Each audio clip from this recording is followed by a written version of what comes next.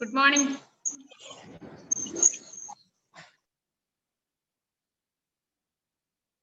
Good morning, Miss. Good morning.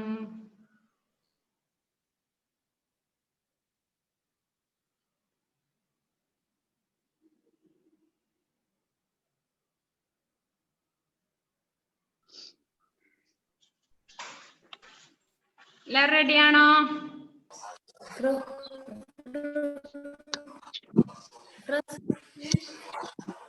എന്താണ്?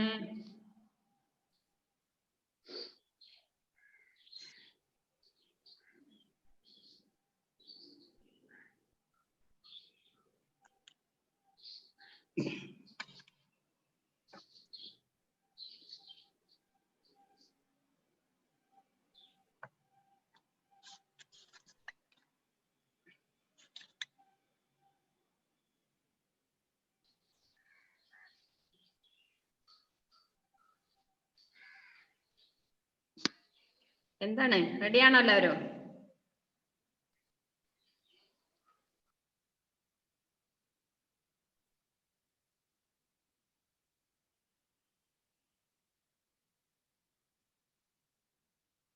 Text book എടുത്ത് വെച്ചോ എല്ലാവരും?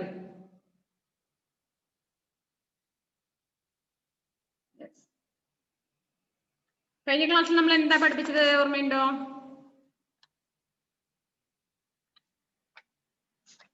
ഏത് ലെസൺ ആണ് പഠിപ്പിച്ചത് ഓർമ്മയുണ്ടോ?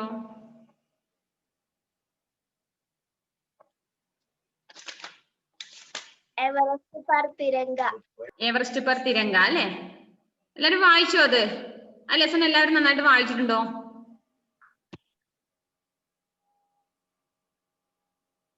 വായിക്കുന്നില്ലേ എല്ലാവരും? വായിക്കണേ. മിസ്സിനെ കാണുമ്പോൾ മാത്രം ഹിന്ദി ഓർമ്മിച്ചേക്കല്ലേ. എല്ലാത്ത ദിവസങ്ങളും എന്ത് ചെയ്യണം? ഹിന്ദി ലെസൺ വായിക്കണം.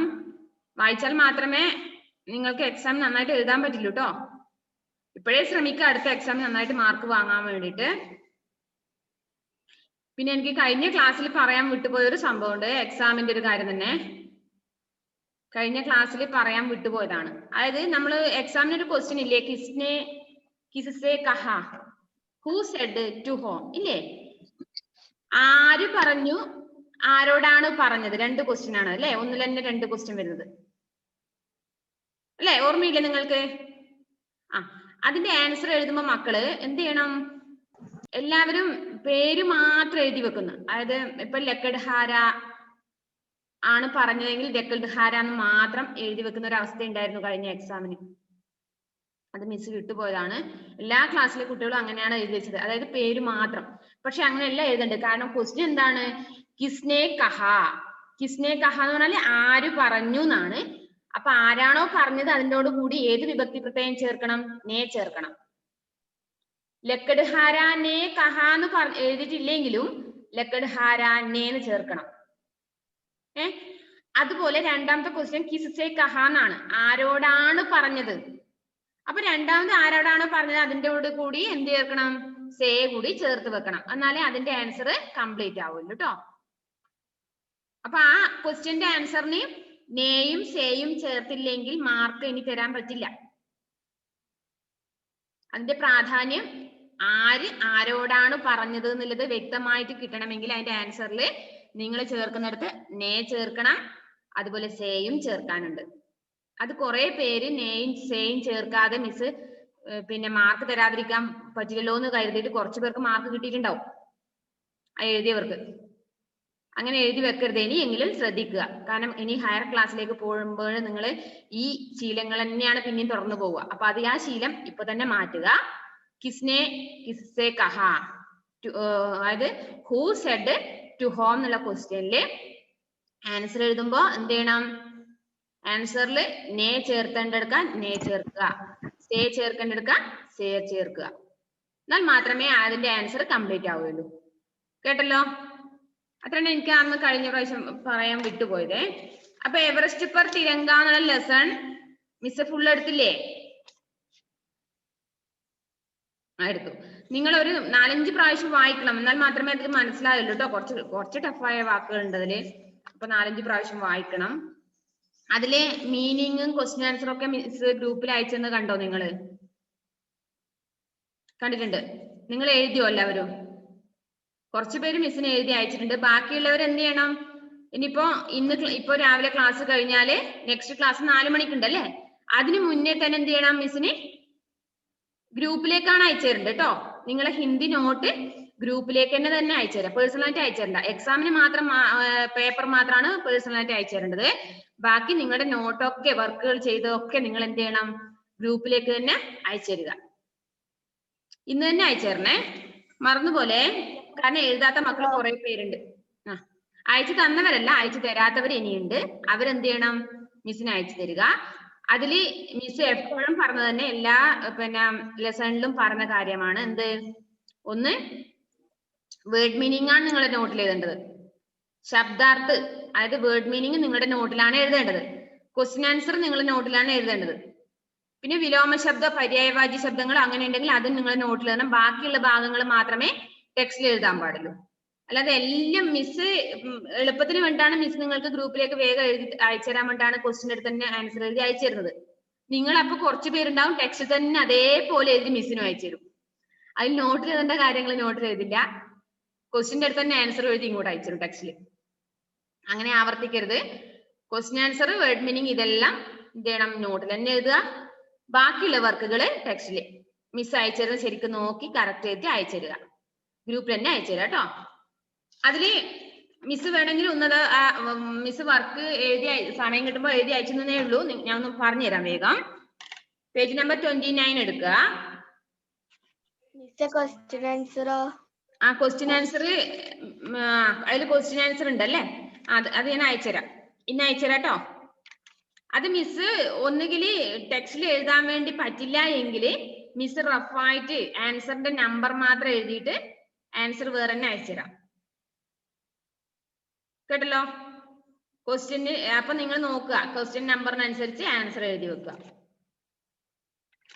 ഇല്ലെങ്കിൽ ടെക്സ്റ്റിൽ അടയാളപ്പെടുത്തിയ ഭാഗം പേജ് നമ്പർ ഞാൻ ഫോട്ടോ എടുത്ത് അയച്ചുതരാം. അപ്പൊ അത് നോക്കിയിട്ട് അടയാളപ്പെടുത്തിയാലും മതി, എന്നിട്ട് എഴുതുക. കേട്ടല്ലോ? അത് പാരഗ്രാഫ് മിസ് അതിന്റെ ഫോട്ടോ അയച്ചുതരാം, എവിടെയാണ് ഏതിന്റെ ആൻസർ എവിടെയാ വരുന്നത് എന്നുള്ളത്. അപ്പൊ നിങ്ങൾ അത് നോക്കിയിട്ട് എഴുതിയാലും മതി. അപ്പൊ ഇന്ന് വൈകുന്നേരം 4 മണിക്കുള്ളിൽ അടുത്ത ക്ലാസ് തുടങ്ങുന്നതിന് മുന്നേ നിങ്ങൾ എഴുതിയിട്ട് കംപ്ലീറ്റ് ആക്കിയിട്ട് മിസ്സിന് അയച്ചു തരിക. അതില് പേജ് നമ്പർ 29 വേർഡ് മീനിങ് മുതൽ നിന്ന് വായിച്ചു തരാം, നോക്കിക്കോളൂ നിങ്ങള്. വിശാൽ ഹിമാലയ്. ഫസ്റ്റ് വേർഡ് എന്താണ്? വിശാൽ ഹിമാലയ്. Great Himalayas. ചോട്ടിയ പീക്സ്. മുകുട് ക്രൗൺ. വിശ്വയ സൻസാർ world. Himalay house of snow. ഫേഫടെ ലങ്സ്. സുനഹര ദിൻ ഗോൾഡൻ ഡേ. സ്വാഗത് വെൽക്കം. ധ്വജ് പതാക ഝണ്ട ഫ്ലാഗ്. എന്താ അങ്ങനെ കൊടുത്തതിന്റെ മീനിങ് അർത്ഥം? ധ്വജ് എന്ന് പറഞ്ഞാലും പതാക എന്ന് പറഞ്ഞാലും ഝണ്ട എന്ന് പറഞ്ഞാലും എന്താണ്? ഫ്ലാഗ്, പതാക. പതാക എന്നുള്ളതിന് 3 മീനിങ് ഉണ്ട്. ധ്വജ്, പതാക, ഝണ്ട. ഝണ്ട, ചണ്ട എന്ന് വായിക്കരുത്, ഝണ്ട കേട്ടാ. Next പ്രയത്ന effort. ഫുർത്തീല ഏഗിൽ. പർവ്വതാരോഹൺ മൗണ്ടൈനറിംഗ്. പർവ്വതാരോഹി മൗണ്ടൈനർ. ബർഫീല സ്നോവി. പ്രസിദ്ധ ഫേമസ്. തമ്പു ക്യാമ്പ്. വിശ്രാം റെസ്റ്റ്. വിശ്രാം കണ്ടോ നിങ്ങൾ? ആ വിശ്രാം എന്നുള്ള വേർഡ് എങ്ങനെ എഴുതുന്നത്? സ്രായാണത് കണ്ടോ? സ്ര. ക്ഷാത്രാജ്ഞ സ്ര. ആ സ്രാ വരുന്ന അക്ഷരാണ് അത്. അത് നിങ്ങൾ എഴുതുമ്പോൾ പലരും തെറ്റിക്കുന്നുണ്ട്, അത് ശ്രദ്ധിച്ചെഴുതുക. വിശ്രാം റെസ്റ്റ്. ഇത്രയും വേർഡ് മീനിങ്ങള് നോട്ടിലേക്ക് എഴുതുക. क्वेश्चन आंसर निम्नलिखित प्रश्नों के उत्तर दीजिए. Answer the following questions. അത് മിസ് ഇപ്പൊ പറഞ്ഞുതരാം, നിങ്ങൾ വേണമെങ്കിൽ മാർക്ക് ചെയ്തോളൂ. ബാക്കിയല്ലേ മിസ് അയച്ചിട്ടുണ്ടോ? ഒന്ന്, ഹിമാലയ की सबसे ऊंची चोटी कौन सी है? इसकी ऊंचाई कितनी है? മിസ് ഓരോ ക്വസ്റ്റ്യനും അതിന്റെ മീനിങ്ങും പറഞ്ഞു തരുന്നുണ്ട്, കൃത്യമായി ശ്രദ്ധിക്കുക. ആ മീനിങ് മനസ്സിലാക്കി വെച്ചാൽ നിങ്ങൾക്ക് പഠിക്കാൻ വേണ്ടിയിട്ട് എളുപ്പമാവും. ക്വസ്റ്റ്യന്റെ മീനിങ്, ഏത് ക്വസ്റ്റ്യന്റെ മീനിങ്ങും ആദ്യം മനസ്സിലാക്കി വെക്കുക. ക്വസ്റ്റ്യന്റെ മീനിങ് മനസ്സിലായാലേ നമുക്ക് എന്താണ് ആൻസർ എഴുതാൻ പറ്റൂലോ. അപ്പൊ നിങ്ങൾ എന്ത് ചെയ്യാം മിസ് ആൻസർ അതിന്റെ ക്വസ്റ്റിന്റെ മീനിങ് പറയുമ്പോൾ ശ്രദ്ധിക്കുക. എന്താണ് ഫസ്റ്റ് ക്വസ്റ്റ്യൻ? ഹിമാലയ की सबसे ऊंची चोटी कौन सी है? ഹിമാലയത്തിലെ ഏറ്റവും വലിയ കൊടുമുടി ഏതാണ്? ഏതാണ്? നമുക്ക് പഠിക്കാനുള്ള പാഠമാണ് അല്ലെ? ഏതാണ്? ഹിമാലയത്തിലെ ഏറ്റവും വലിയ കൊടുമുടി ഏതാണ്? എവറസ്റ്റ്. എന്താണ്? എവറസ്റ്റ് അല്ലേ?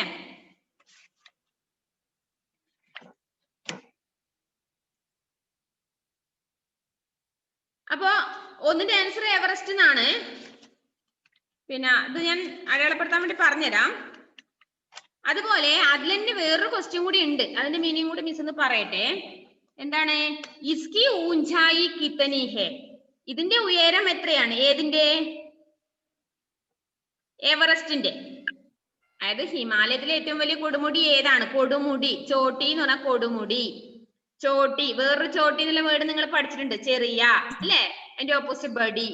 ഇത് വേറൊരു ചോട്ടിയാണ്, ആദ്യത്തെ ചായാണ്. ഈ ചോട്ടി എന്ന് പറഞ്ഞാൽ എന്താണ്? കൊടുമുടി. അപ്പൊ ഇവിടെ എന്താണ്? ഹിമാലയത്തിലെ ഏറ്റവും വലിയ കൊടുമുടി ഏതാണെന്ന് ചോദിച്ചു. അതിന്റെ കൂടെ തന്നെ ഒരു ക്വസ്റ്റ്യനും കൂടി ഉണ്ട്. എന്താണ്? ഇസ്കി ഊഞ്ചായി കിത്തനി ഹെ? ഇതിന്റെ ഉയരം എത്രയാണ്? അതിന്റെ ആൻസർ മിസ് പറഞ്ഞ ഒന്ന് നിങ്ങൾ മാർക്ക് ചെയ്ത് വെച്ചോളൂ. പേജ് നമ്പർ 27 അതില് ഫസ്റ്റ് പാരഗ്രാഫില് എന്താണ്? അതൊക്കെ എഴുതിയിട്ട് ഗ്രൂപ്പിൽ തന്നെ അയച്ചു തരാം, ക്ലാസ് ഗ്രൂപ്പില്. വേർഡ് മീനിങ്, ക്വസ്റ്റ്യൻ ആൻസർ ഇതെല്ലാം എഴുതിയിട്ട് ബാക്കിയുള്ള ടെക്സ്റ്റിൽ വർക്ക് ചെയ്തിട്ട് ടെക്സ്റ്റും നോട്ടും ഒരു കുട്ടി അയക്കുമ്പോഴേ ടെക്സ്റ്റ് മാത്രം അയച്ചു തരിക, അല്ലെങ്കിൽ നോട്ട് ഒരു മാസം കഴിഞ്ഞ് അയച്ചിരുന്ന ആ സ്വഭാവം പാടില്ല. പകരം എന്ത് ചെയ്യണം? നോട്ടും ടെക്സ്റ്റും കംപ്ലീറ്റ് ആക്കുക. എന്താണ്? ആരാ പറഞ്ഞത് മനസ്സിലാവുന്നില്ലല്ലോ?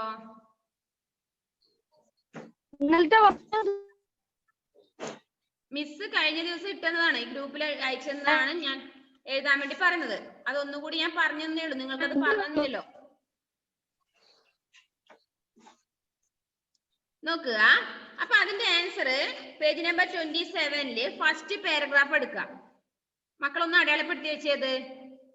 ഫസ്റ്റ് ക്വസ്റ്റിന്റെ ആൻസർ ഫസ്റ്റ് പാരഗ്രാഫില്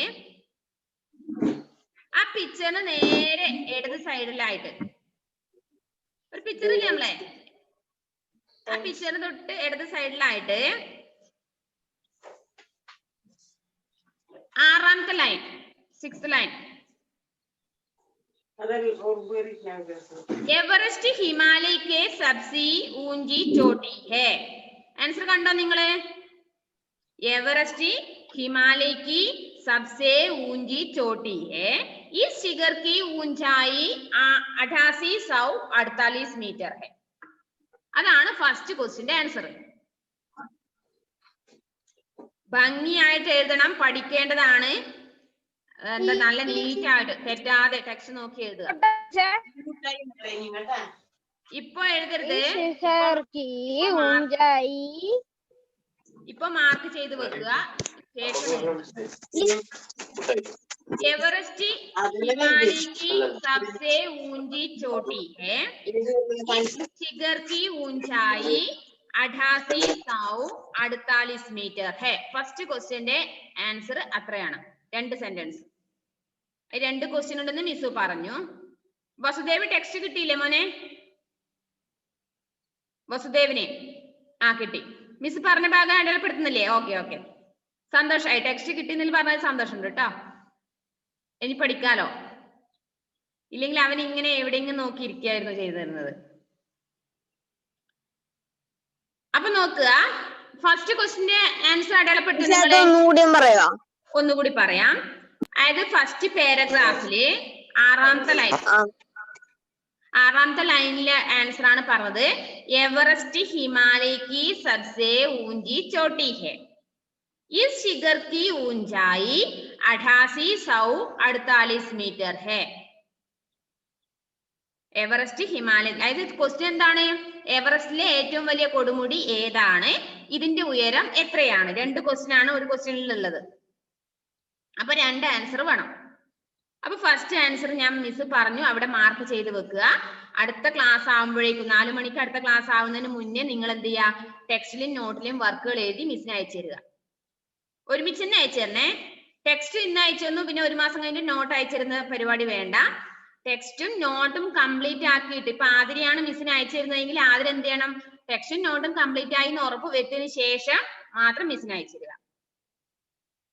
അപ്പോൾ മിസ്സിന് എന്താണ് എന്താണ് മോനെ, ആരോ പറയുന്നത്? ആ വേർഡ് മീനിങ്, ക്വസ്റ്റ്യൻ ആൻസറും.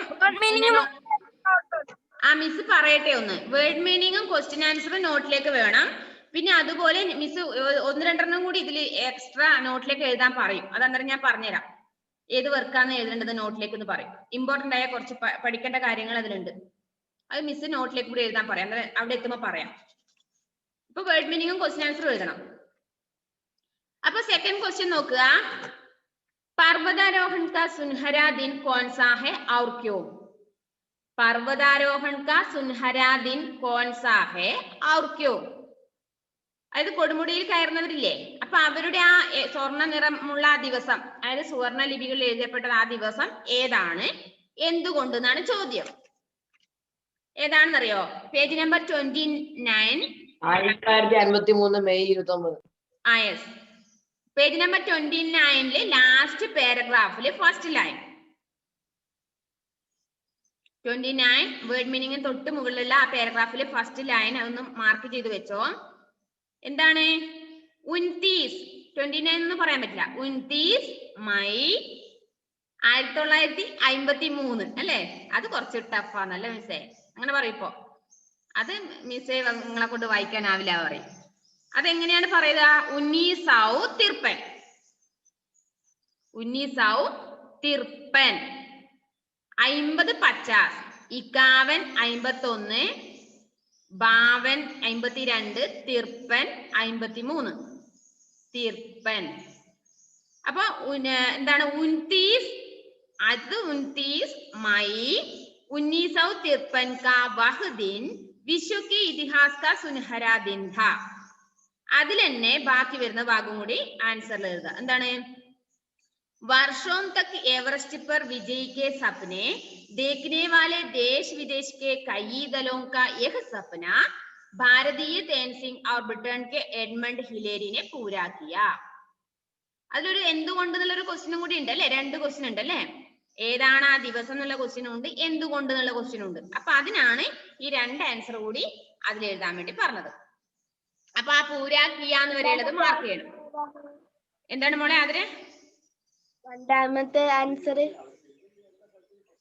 ആൻസർ ഈ 29 മുതൽ പാരഗ്രാഫ് മുതലേ പൂരാക്കിയാന്ന് വരെയുള്ളത് വരെ ആൻസർ വേണം.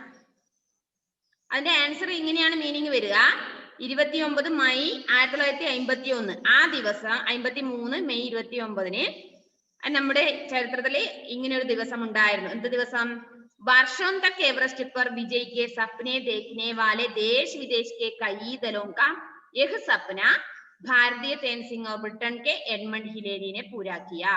എവറസ്റ്റിലേക്ക് കയറുക എന്നുള്ളത്, കയറി പറ്റുക എന്നുള്ള ആ കുറെ പർവ്വതാരോഹികളുടെ ഇടയില് ഇങ്ങനെയുള്ള ഒരു ടീം അതിന്റെ ആ സ്വപ്നം സാക്ഷാത്കരിച്ചു. ആരൊക്കെ? തേൻസിംഗും ബ്രിട്ടന്റെ എഡ്മണ്ട് ഹിലേരിയും കൂടി അത് പൂർത്തീകരിച്ചു എന്നാണ് ആൻസർ. എന്തുകൊണ്ടാണ് അങ്ങനെ ഒരു ദിവസം എന്ന് പറഞ്ഞില്ലേ, പ്രധാനപ്പെട്ട ദിവസം ആ 1953 മെയ് 29 എന്തുകൊണ്ടാണ് അങ്ങനെ പറയുന്നതിന്റെ കൂടി ആൻസർ ആണ് അത്. അപ്പൊ പൂരാക്കിയാന്ന് വരെയുള്ളത് മാർക്ക് ചെയ്യാം. രണ്ടാമത്തെ ആൻസർ. തേർഡ് ക്വസ്റ്റ്യൻ, ഹിമാലയ का अर्थ क्या है, यह पर्वत कहाँ है? ഇതില് ആൻസർ അടയാളപ്പെടുത്തുമ്പോൾ ശ്രദ്ധിക്കേണ്ട കുറച്ച് കാര്യമുണ്ട്. അത് 2 ഭാഗങ്ങളിലായിട്ടാണ് ആൻസർ ഉള്ളത്. അപ്പൊ മിസ് പറയുമ്പോൾ ശ്രദ്ധിക്കുക. എന്താണ് ഹിമാലയ का अर्थ क्या है? ഹിമാലയത്തിന്റെ അർത്ഥം എന്താണ്? അത് മിസ് പറഞ്ഞിട്ടുണ്ട്. ഹിമ പ്ലസ് ആലയ്, ഹിമാലയം അല്ലെ? ബർഫ് കാ ഘർ, മഞ്ഞിന്റെ വീട്. യഹ പർവ്വത് കഹാം ഹേ, ഈ പർവ്വതം എവിടെയാണ്? അപ്പൊ മിസ് പറഞ്ഞ കൃത്യമായി ശ്രദ്ധിക്കുക. എവിടെയാണെന്നറിയോ? ഫസ്റ്റ് പാരഗ്രാഫ് എടുക്കുക. പേജ് നമ്പർ 27 ലെസൺ തുടങ്ങുന്ന ഫസ്റ്റ് പാരഗ്രാഫില് ആദ്യത്തെ ഫസ്റ്റ് അതിൽ തന്നെ മൂന്നാമത്തെ ക്വസ്റ്റ്യനിൽ 3-ൽ 2 ക്വസ്റ്റ്യൻ ഉണ്ടല്ലോ. എന്താണ് ഹിമാലയത്തിന്റെ അർത്ഥം? അതിന്റെ ആൻസർ എഴുതേണ്ടത് ഫസ്റ്റ് പാരഗ്രാഫിലെ ലാസ്റ്റ് സെന്റൻസ് ആണ്. ലാസ്റ്റ് സെന്റൻസ് ഒന്ന് മാർക്ക് ചെയ്തേ. ആദ്യം എഴുതേണ്ടത് അതാണ്. ഹിമാലയ പർവ്വത് സദാ ബർഫ് സേ ഢകാ രഹ്താ ഹൈ ഇസ്ലിയേ പേജ് നമ്പർ 27. ലെസൺ തുടങ്ങുന്നതിന് ഫസ്റ്റ് പാരഗ്രാഫ് എന്ന് മിസ് പറഞ്ഞില്ലേ? ഫസ്റ്റ് പാരഗ്രാഫില് ലാസ്റ്റ് വരുന്ന സെന്റൻസ് ഹിമാലയ പർവ്വത് സദാ ബർഫ് സേ ഢകാ രഹ്താ ഹൈ ഇസ്ലിയേ ഇസേ ഹിമ പ്ലസ് ആലേ ബർഫ് കാ ഘർ ഭി കഹ്തേ ഹൈ. ഇതാണ് ഒന്നിന്റെ ആൻസർ. ആദ്യം എഴുതേണ്ട സെന്റൻസ് ഇതാണ്. മാർക്ക് ചെയ്തോ? രണ്ടാമത് ഒരു ക്വസ്റ്റ്യൻ കൂടി അതിലുണ്ട്. എന്താണ്? ഇത് എവിടെയാണ് സ്ഥിതി ചെയ്യുന്നത്? ഏത്? ഹിമാലയ പർവ്വതം. അതിന്റെ ആൻസർ അതേ പാരഗ്രാഫിലെ ഫസ്റ്റ് ലൈൻ हमारे देश के उत्तर पश्चिम में विशाल हिमालय पर्वत मुकुड़ के समान रहता है. അപ്പൊ മക്കളെ എഴുതുമ്പോ ശ്രദ്ധിക്കണം. ആദ്യം എഴുതേണ്ടത് പാരഗ്രാഫിന്റെ ലാസ്റ്റ് ലൈനും അതിൽ തന്നെ രണ്ടാമത് എഴുതേണ്ട ആൻസർ ആ പാരഗ്രാഫിന്റെ ഫസ്റ്റ് ലൈനാണ്. അത് അങ്ങോട്ടും ഇങ്ങോട്ട് മാറിപ്പോകരുത്. ഫസ്റ്റ് ലൈൻ ഒന്നും കൂടി പറയോ?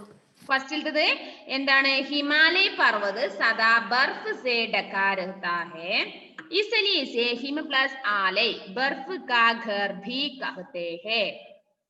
അത് ഒന്നിന്റെ ആൻസർ. അതിൽ തന്നെ രണ്ടാമത്തെ ആൻസർ രണ്ടാമത്തെ എഴുതേണ്ടത് ഏതാണ്? ഫസ്റ്റ് പാരഗ്രാഫിൽ തന്നെ ഫസ്റ്റ് ലൈൻ हमारे देश के उत्तर पश्चिम में विशाल हिमालय पर्वत मुकुड़ के समान चमकता रहता है. എവിടെയാണ് ഹിമാലയ പർവ്വതം? ഒന്നുകൂടി പറഞ്ഞുതരാം. ഒന്നുകൂടി പറഞ്ഞുതരാണ്. ഇനി മിസ് പറഞ്ഞുതരില്ല, കാരണം മിസ്സിന് ഇത് പറഞ്ഞു തീർക്കണ്ടേ. എന്താണ് ഫസ്റ്റ് ക്വസ്റ്റ്യൻ? എന്താണേല് ഹിമാലയ പർവ്വതത്തിന്റെ അർത്ഥം എന്താണ്? അതിൽ തന്നെ രണ്ടാമത്തെ ക്വസ്റ്റ്യൻ ഹിമാലയ പർവ്വതം എവിടെയാണ് സ്ഥിതി ചെയ്യുന്നത്? അപ്പൊ അതിന്റെ ആൻസർ എന്താണ്? ഫസ്റ്റ് നമുക്ക് ഹിമാലയ പർവ്വതത്തിന്റെ അർത്ഥം എഴുതണം. അപ്പൊ നമ്മള് ആ പാരഗ്രാഫിന്റെ ലാസ്റ്റ് സെന്റൻസ് പറഞ്ഞു തന്നു. എന്താണ്? ഹിമാലയ പർവ്വത് സദാ ബർഫ് സേ ഢകാ രഹ്താ ഹൈ इसलिए इसे हिम प्लस आले बर्फ का घर भी कहते हैं. നമ്മുടെ ഹിമാലയ പർവ്വതം എല്ലായ്പ്പോഴും മഞ്ഞിൽ മൂടപ്പെട്ട് കിടക്കുന്നു. അതുകൊണ്ട് ഇതിനെ മഞ്ഞിന്റെ വീട് ബർഫ് കാ ഘർ അഥവാ ഹിമ പ്ലസ് ആലേ എന്ന് വിളിക്കുന്നു. അങ്ങനെയാണ് ഹിമാലയ എന്നുള്ള പേര് വന്നത്. രണ്ടാമത്തെ ക്വസ്റ്റ്യൻ തന്നെ എന്താണ്? ഹിമാലയ പർവ്വതം എവിടെയാണ് സ്ഥിതി ചെയ്യുന്നത്? അത് നമ്മുടെ പാരഗ്രാഫിന്റെ ഫസ്റ്റ് ലൈൻ ആണ്. ഹമാരെ ദേശ് കെ ഉത്തർ പശ്ചിം മേ വിശാൽ ഹിമാലയ പർവ്വത മുകുട് കെ സമാൻ ചമക്താ രഹ്താ ഹൈ. നമ്മുടെ രാജ്യത്തിന്റെ ഉത്തർ പശ്ചിം മേ, ഉത്തർ എന്ന് പറഞ്ഞാൽ എവിടെയാണ്? വടക്ക് ഭാഗം, നോർത്ത്. പശ്ചിം പടിഞ്ഞാറ് ഭാഗം. വടക്ക് പടിഞ്ഞാറ് ഭാഗത്തായിട്ടാണ് നമ്മുടെ വിശാലമായ ഹിമാലയ പർവ്വതം കിരീടം പോലെ നമ്മുടെ രാജ്യത്തില് ഉള്ളത് ഉണ്ടല്ലോ. അപ്പൊ ഹിമാലയ പർവ്വതം എവിടെ സ്ഥിതി ചെയ്യുന്നത് മനസ്സിലായില്ലേ? നമ്മുടെ ഇന്ത്യയുടെ വടക്ക് പടിഞ്ഞാറ് ഭാഗത്ത്. ക്ലിയർ ആയോ മക്കളെ ഇതിന്റെ ആൻസർ? മിസ് ഒന്നുകൂടി പറയാണ്. മൂന്നാമത്തെ ആൻസർ ആദ്യം എഴുതേണ്ടത് ലാസ്റ്റ് പാരഗ്രാഫിന്റെ ലാസ്റ്റ് ഭാഗവും രണ്ടാമത് എഴുതേണ്ടത് ഫസ്റ്റ് ലൈനുമാണ്. ഓക്കെ. ഇനി നെക്സ്റ്റ് ഫോർത്ത് ക്വസ്റ്റ്യൻ. തേൻ സിംഗിനെ ഹിമാലയ पर तिरंगा क्यों फहराया? തേൻ സിംഗ് ഹിമാലയത്തിലേക്ക് അവിടെ പ്രവേശിച്ചു കഴിഞ്ഞതിന് ശേഷം തിരങ്ക ത്രിവർണ പതാക എന്തിനാണ് ഉയർത്തിയെന്നുള്ളൊരു ചോദ്യമുണ്ട്. എന്തിനാണ് ത്രിവർണ പതാക ഉയർത്തിയത്? എന്തിനാണ്? പേജ് നമ്പർ 29 പേജ് നമ്പർ 29 28 ആ പാരഗ്രാഫിന്റെ ബാക്കി ഭാഗമില്ലേ? ലാസ്റ്റ് പാരഗ്രാഫിന്റെ തൊട്ട് മുകളിലായിട്ട് ഒരു പാരഗ്രാഫ് ഉണ്ടല്ലോ. അതില് 5ാമത്തെ ലൈൻ തുടങ്ങുന്നത് 1 2 3 4 5. തേൻ സിംഗ് उस ऊंची चोटी पर सबसे पहले पहुंचे थे. കണ്ടോ നിങ്ങള്? പേജ് നമ്പർ 29 ലാസ്റ്റ് പാരഗ്രാഫിന്റെ ആദര കണ്ടു അല്ലെ? 29 ലാസ്റ്റ് പാരഗ്രാഫിന്റെ തൊട്ട് മുകളിൽ ഒരു പാരഗ്രാഫ് ഉണ്ട്. അതായത് കഴിഞ്ഞ പാഠത്തിന്റെ അതായത് പേജിലത്തെ ബാക്കി. അപ്പൊ അതിലെ 5ാമത്തെ ലൈൻ തേൻസിംഗ് उस ऊंची चोटी पर सबसे पहले पहुंचे थे उन्होंने भारत का तिरंगा शिखर पर गाड़ दिया. എന്താ കാരണം ത്രിവർണ്ണ പതാക കൊണ്ടുപോയിട്ട് തേൻസിംഗ് അവിടെ ഉയർത്താൻ കാരണം എന്താണ്? തേൻസിംഗ് ആണ് ആ ഉയരമുള്ള കൊടിമുടിയിൽ ഏറ്റവും ആദ്യം എത്തിച്ചേർന്നത്. അദ്ദേഹം എത്തിയത് കൊണ്ട് എന്ത് ചെയ്തു? അദ്ദേഹം വേഗം ത്രിവർണ്ണ പതാക ഉയർത്തി. അപ്പൊ നമ്മൾ ക്വസ്റ്റ്യൻ എന്താണ്? എന്തിനാണ് ത്രിവർണ്ണ പതാക ആ കൊടുമുടിയില് എന്തിനാണ് ഉയർത്തിയത്? എന്താണ് കാരണം എന്നാണ്. തേൻസിംഗ് അവിടെ പോയിട്ട് ഉയർത്താനുള്ള കാരണം എന്താണ്? തേൻസിംഗ് ആണ് ഏറ്റവും ആദ്യം അവിടെ എത്തിച്ചേർന്നത്, അതുകൊണ്ടാണ് ഉയർത്തിയത്. അപ്പൊ 4 ക്വസ്റ്റ്യന്റെ മീനിങ്ങും അതിന്റെ ആൻസറും മനസ്സിലായോ? ഓക്കെ. ഇനി മിസ് ബാക്കിയുള്ളത് മിസ് ഞാൻ ഗ്രൂപ്പിൽ അയച്ചെന്നാണ്, ഒന്നുകൂടി ഒന്ന് വേഗം ഒന്ന് വായിച്ചു തരാം. നിങ്ങൾക്ക് എന്താന്ന് മനസ്സിലാവണ്ടേ? रिक्त स्थान की पूर्ति कीजिए.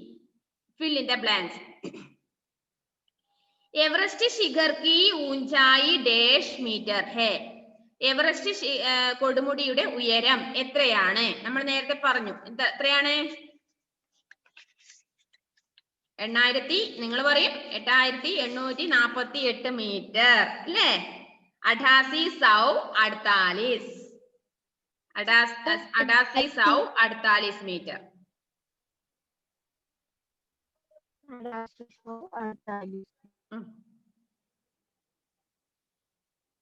അടുത്തത് पहली बार डैश और डैश ने एवरेस्ट पर चढ़ने का प्रयत्न किया. पहली बार ആദ്യം ആരൊക്കെയാണ് ആ എവറസ്റ്റിൽ കയറാൻ വേണ്ടി പ്രയത്നിച്ചത്? അപ്പൊ पहली बार എറിക് ഷിഫ്റ്റൻ और ഷെർപ്പ തേൻസിംഗിനെ എവറസ്റ്റ് पर चढ़ने का प्रयत्न किया. അപ്പൊ 2 പേരാണ് നമുക്ക് അവിടെ ചേർക്കേണ്ടത്. എറിക് ഷിഫ്റ്റനും ഷെർപ്പ തേൻസിംഗ്. തേർഡ് ക്വസ്റ്റ്യൻ കുറച്ച് വലുതാണ്. ഫിൽ ഇൻ ദ ബ്ലാങ്ക്സില് ഒരു 3-4 എണ്ണം ചേർക്കാനുണ്ട്. കണ്ടോ മക്കളെ നിങ്ങളിത്? 1-2 ചേർത്താ പോരാ, 3-4 എണ്ണം ഉണ്ട്. ഒരു പാരഗ്രാഫ് തന്നെ ഉണ്ട്. സൺ ഡാഷ് 1953 അല്ലെ? കേണൽ हेड के नेतृत्व അവിടെ ചേർക്കേണ്ട നേതൃത്വമേ एक ब्रिटिश दल एवरेस्ट पर विजय के लिए निकला. फिर അതിന്റെ डैश के ऊंचे डैश की ओर रवाना हुआ. കണ്ടോ നിങ്ങള്? അത് കുറെ ഉണ്ട്. അപ്പൊ മിസ് 2 എണ്ണം അല്ല 1 2 3 എണ്ണം മിസ് പൂരിപ്പിച്ചു തന്നിട്ടുണ്ട്. മിസ് ഇപ്പൊ അയച്ചു തന്നതില് 3 എണ്ണം അയച്ചു തന്നിട്ടുണ്ട് അല്ലെ? ബാക്കി 2 എണ്ണം നിങ്ങളൊന്ന് ലെസൺ വായിക്കുക, അതിൽ നിന്നിട്ട് വിട്ട ഭാഗം പൂരിപ്പിക്കുക. അത് മാത്രം നിങ്ങൾ ചെയ്യണം. എല്ലാം നിങ്ങൾ ചെയ്യേണ്ടതാണ്. മിസ് നിങ്ങൾ തെറ്റിക്കേണ്ട, വീണ്ടും നിങ്ങളെ കൊണ്ട് തെറ്റ് ചെയ്യിക്കേണ്ടെന്ന് വെച്ചിട്ടാണ് മിസ് ഗ്രൂപ്പിൽ അയച്ചു തരുന്നത്. നിങ്ങൾ എന്ത് ചെയ്യണം? ടെക്സ്റ്റ് വായിച്ചു എന്നുള്ളതിനൊരു തെളിവാണ്. അതിന്റെ ആൻസർ നിങ്ങൾ എഴുതണം. നിങ്ങൾക്ക് കിട്ടിയില്ലെങ്കിൽ മിസ് പറഞ്ഞുതരും. നിങ്ങൾക്ക് തെറ്റിയാലും മിസ് തിരുത്തരും. ഓക്കെ? 3 എണ്ണം മിസ് പറഞ്ഞു തന്നിട്ടുണ്ട്. എന്തൊക്കെ? सन 1953 में 1953 में കേണൽ ഹെഡ് കെ നേതൃത്വം, അവരുടെ നേതൃത്വം ചേർത്തു. में एक ब्रिटिश दल एवरेस्ट विजय के लिए निकला. പിന്നെ ഫിർന്ന് കഴിഞ്ഞിട്ട് ഡാഷ് ഉണ്ട്. കെ ഊഞ്ചെ ഡാഷ് की ओर रवाना हुआ. ആ ടെക്സ്റ്റ് നന്നായിട്ട് വായിക്കുന്നവർക്ക് മാത്രമേ അതിന്റെ ആൻസർ കിട്ടുകയുള്ളൂ. ടെക്സ്റ്റ് വായിക്കാൻ വേണ്ടിയിട്ടാണ് അതിന്റെ ആൻസർ നിങ്ങൾ കണ്ടുപിടിക്കണം എന്ന് പറഞ്ഞത്. ഓക്കെ? കണ്ടുപിടിച്ചെങ്കിൽ ഓക്കെ. ഇപ്പൊ നിങ്ങൾ കാണിച്ചു തരണ്ട കേട്ടോ, എല്ലാവരും വായിക്കട്ടെ, കണ്ടുപിടിക്കട്ടെ. ഇനി അതിൽ 4th ക്വസ്റ്റ്യൻ पर्वतारोहण के इतिहास का सुनहरा दिन डैश मई डैश है. 29 നിങ്ങളുടെ അല്ലെ? നിങ്ങളുടെ ഭാഷയിൽ 29 എന്താണ് പറയേണ്ടത്? 29 മൈ 1953 है. 29 May 1953.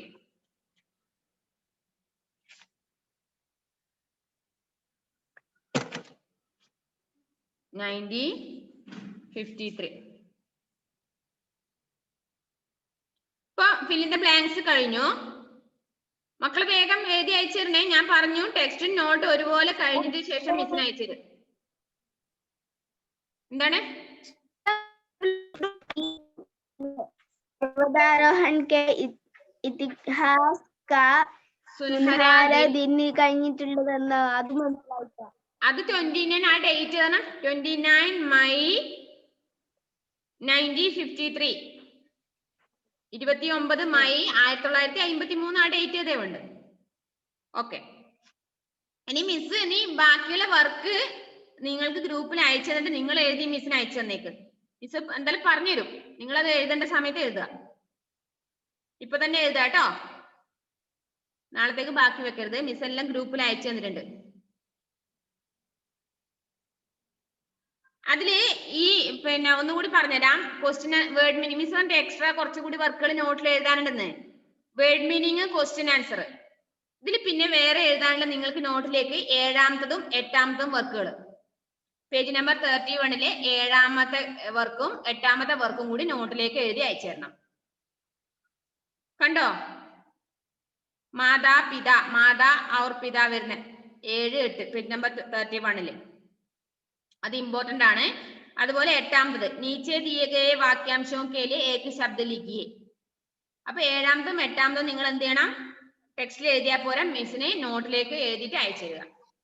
Word meaning, question answer 7ാമത്തെയും 8ാമത്തെയും വർക്കുകൾ കൂടി നോട്ടിൽ എഴുതി. 6ാമത്തെ വേണ്ട, അത് നോട്ടിൽ അത് ടെക്സ്റ്റിൽ എഴുതിയാൽ മതി. മിസ് പറയുന്നത് കേട്ടോടൂ. വേർഡ് മീനിങ്, ക്വസ്റ്റ്യൻ ആൻസർ, അതുപോലെ 7ാമത്തെയും 8ാമത്തെയും വർക്കുകൾ നോട്ടിൽ എഴുതി അയച്ചിരുക.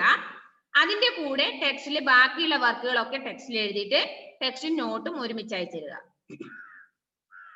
ഇപ്പൊ ഹരിയാണ് അയച്ചിരുന്നെങ്കിൽ നോട്ട് അയച്ചിരുമ്പോ അതിന്റെ കൂടെ എന്തും ടെക്സ്റ്റും കംപ്ലീറ്റ് ആക്കിയിട്ട് അയക്കാൻ പാടുള്ളൂ. ഓക്കെ. അപ്പൊ എനിക്ക് എന്നാലേ കംപ്ലീറ്റ് മനസ്സിലാക്കാൻ പറ്റുമോ ആരാണ് നോട്ടും ടെക്സ്റ്റും കംപ്ലീറ്റ് ആക്കിയെന്ന് എനിക്ക് വ്യക്തമായിട്ട് മനസ്സിലാവണമെങ്കിൽ നിങ്ങൾ ഒരുമിച്ച് അയച്ചിരുക. അത് ഗ്രൂപ്പിൽ തന്നെ അയക്കണേ, പേഴ്സണലായിട്ട് അയക്കരുത്. ഓക്കെ. നെക്സ്റ്റ് ടെക്സ്റ്റിൽ ചെയ്യേണ്ട വർക്കാണ് സഹി വാക്യ पर ठीक और गलत वाक्य पर गलत का निशान लगाइए. അതായത് പറയുന്ന സെന്റൻസിൽ ശരിയാണെങ്കിൽ സെന്റൻസ് ശരിയാണെങ്കിൽ ശരി ഇടുക, തെറ്റാണെങ്കിൽ തെറ്റിടുക. ഓക്കെ. ഫസ്റ്റ് सन 1954 में कर्नल हेड के नेतृत्व में एक दल हिमालय पर चढ़ा. ശരിയാണോ തെറ്റാണോ? 1954 കേണൽ ഹെഡിന്റെ നേതൃത്വത്തിൽ ഒരു ടീം ഹിമാലയത്തിലേക്ക് പോയത്. True or false? ട്രൂ ആണെങ്കിൽ ട്രൂ, സഹി എന്ന് പറയാം. തെറ്റാണെങ്കിൽ ഗലത്ത്. തെറ്റാണല്ലേ? 1953 പോയത്. അപ്പൊ 54 ഇവിടെ കൊടുക്കുന്നത്. അപ്പൊ അവിടെ എന്താണ് തെറ്റിടുക? ഫാൾസ്, ഗലത്ത്, തെറ്റ്. ആ കോളത്തിൽ തെറ്റിടുക. നെക്സ്റ്റ് രണ്ടാമത്തെ ക്വസ്റ്റ്യൻ. ഹലീമ എഴുതുന്നില്ലേ മോളെ? മാർക്ക് ചെയ്യുന്നില്ലേ? ഹലീമ എഴുതുന്നുണ്ടല്ലോ, മിസ് പറഞ്ഞ. ഓക്കെ. Second question. एवरेस्ट की ऊंचाई 2848 മീറ്റർ है. ശരിയാണോ തെറ്റാണോ? എവറസ്റ്റിന്റെ ഉയരം 8848 മീറ്റർ ആണ്. ശരിയാണോ? ശരിയാണ്. ഓക്കെ, ടിക്കിട്ടോളൂ. ശരിയിടുക.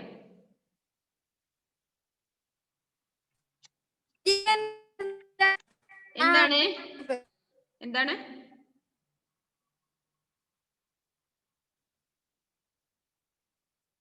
മോനെ? ആരോ നെറ്റ് പ്രോബ്ലം ഉള്ളതുകൊണ്ടാണ്, മിസ്സിന് കേൾക്കുന്നില്ല കേട്ടോ. എന്താ പറയുന്നത് മിസ്സിന് മനസ്സിലാവാത്തതുകൊണ്ടാണ് മിസ് തിരിച്ചു പറഞ്ഞുതരാത്തത്. എന്തെങ്കിലും ഡൗട്ട് ഉണ്ടെങ്കിൽ മിസ്സിനെ വിളിച്ച് ചോദിച്ചോളൂ കേട്ടോ. ഏത്? രണ്ടാമത്തെ ശരിയാണ്. 8848 മീറ്റർ അല്ലേ നമ്മുടെ കൊടുമുടിയുടെ ഉയരം.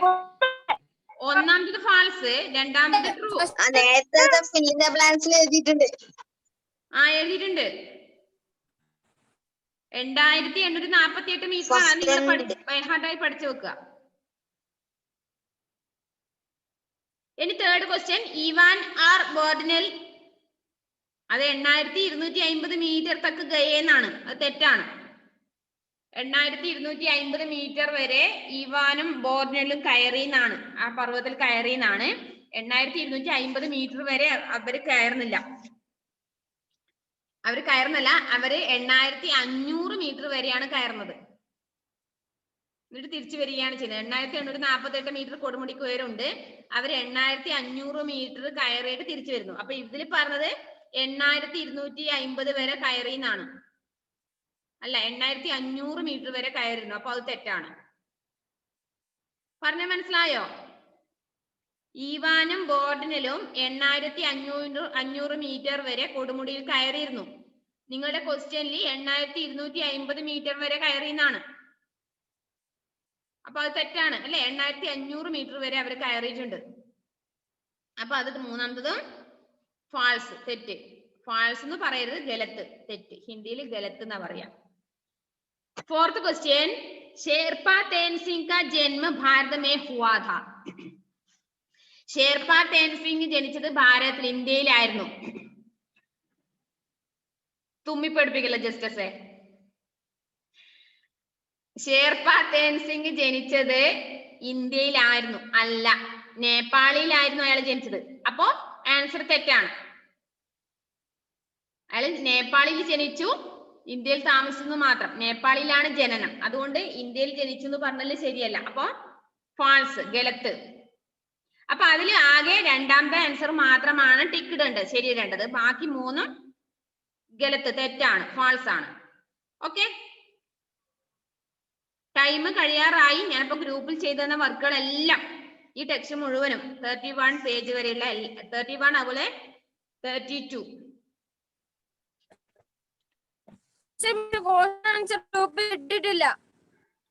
എന്താണ് ക്വസ്റ്റ്യൻ ആൻസർ മിസ് ഇപ്പൊ പറഞ്ഞു തന്നില്ലേ നിങ്ങൾക്ക്? മാർക്ക് ചെയ്തില്ലേ നിങ്ങൾ പാരഗ്രാഫില്? അത് നിങ്ങൾ നോക്കി എഴുതണം. അത് ചെയ്തു.